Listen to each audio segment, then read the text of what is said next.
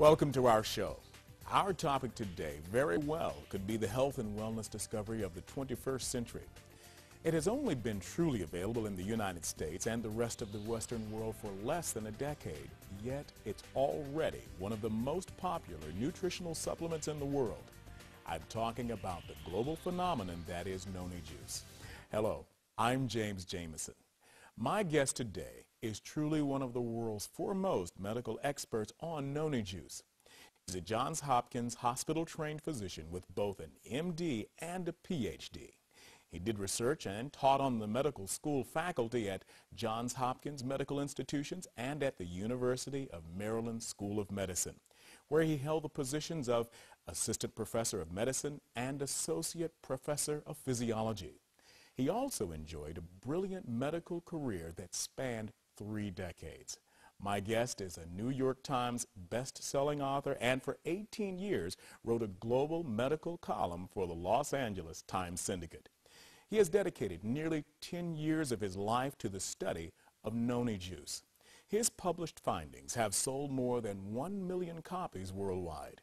When he is not studying noni juice, he serves as a pro bono health consultant and advisor to the International Council of Caring Communities, an NGO of the United Nations. I'm pleased you could join us today, Dr. Neil Solomon. James, it's my pleasure. Thank you. Dr. Solomon, as I mentioned in your introduction, you've enjoyed a brilliant 30-year career as a health professional and researcher and author. Given that background, what interested you in finding alternative medicines as opposed to traditional medicines, or is there something wrong with traditional medicine? There's nothing wrong with traditional medicine. I was trained in traditional medicine. I love traditional medicine, but there's more to medicine than just traditional medicine. Yes. There are other areas that can complement traditional medicine. And the thing that really got me into the study of noni was the fact that I saw a lot of patients in the hospital and out of the hospital who were getting ill because they were taking medications. Now, medications are important to take. You need to take your medications, but you should take the least amount that will do the job. And sometimes you can take food supplements, and that will allow you to take less medication, and therefore you'll have less side effects. So with this open-minded attitude that I have, I decided that it would be very interesting to see if we could do something with natural healing. That's good, Dr. Solomon. Now, with all of the natural remedies that are out on the market today, what was it that ultimately caused you to select noni juice? And what is noni juice anyway? The reason I selected noni juice was in 1996. I was an editor of a health journal, and we looked into new aspects of health and medicine.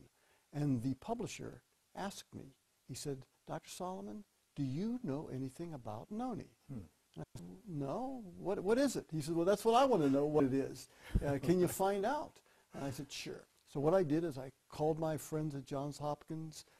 Not one of them heard about it.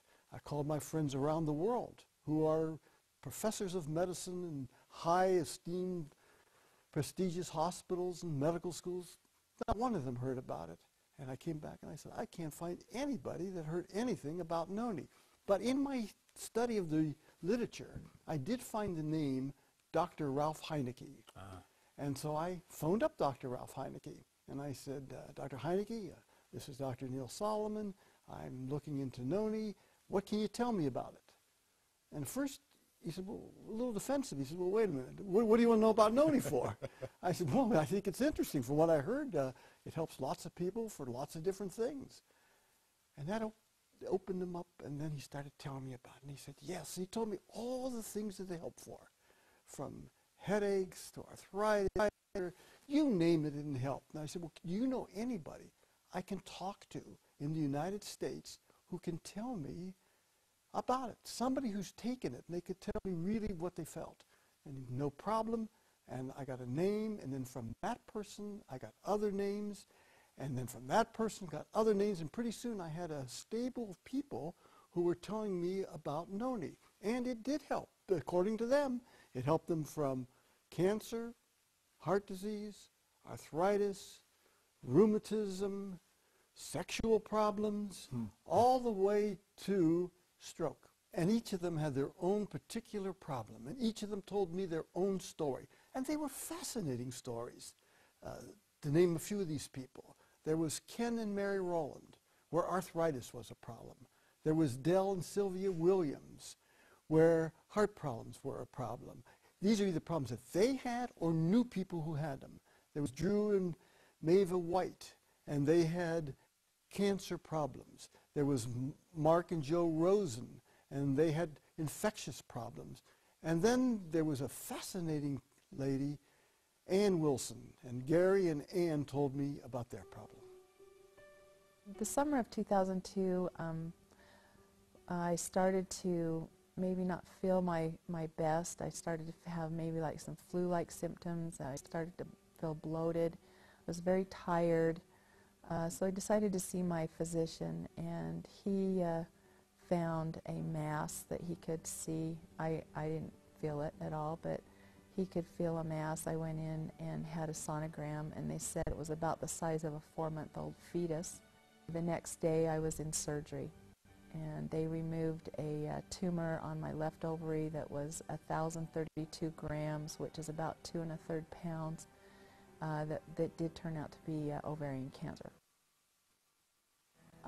The doctor, even though the cancer had not spread, he did recommend as a precautionary measure that I go through 6 rounds of chemotherapy as soon as I could, which I did start in October of 2002.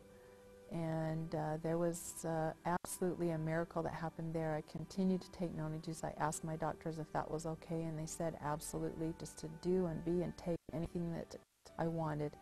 And of course I wanted to take Tahitian noni juice. And I continued to take 4 to 8 ounces throughout the day. I'd take 2 to 3 ounces at a time for the total of 4 to 8 ounces. And I was never sick. I never had the vomiting. I never was nauseated. I never had any sores in my mouth or anything negative feeling-wise. I absolutely felt wonderful. If you'd look at me, the coloring in my face was just normal. I attribute all of that, I believe, to taking noni juice on a consistent and regular basis. It was a very hard experience to go through, very scary, very difficult for my family. Tahitian noni juice saved my life. I truly believe that. That is an amazing testimony, Dr. Solomon. Now with that, can you give me a little history on noni? Sure, James. It all started in around 200 years before Christ. And at that time, in the South Pacific, around Tahiti, they were using noni. The natives were taking noni. And in fact, they called it the canoe plant, because whenever the natives went from one island to another, they always had noni. This is what noni looks like, James. And they took it because if they got sick, they knew they could bite it, chew it up, or squeeze it, and make a juice. And it was also a good emergency food. It could keep them going in case of starvation.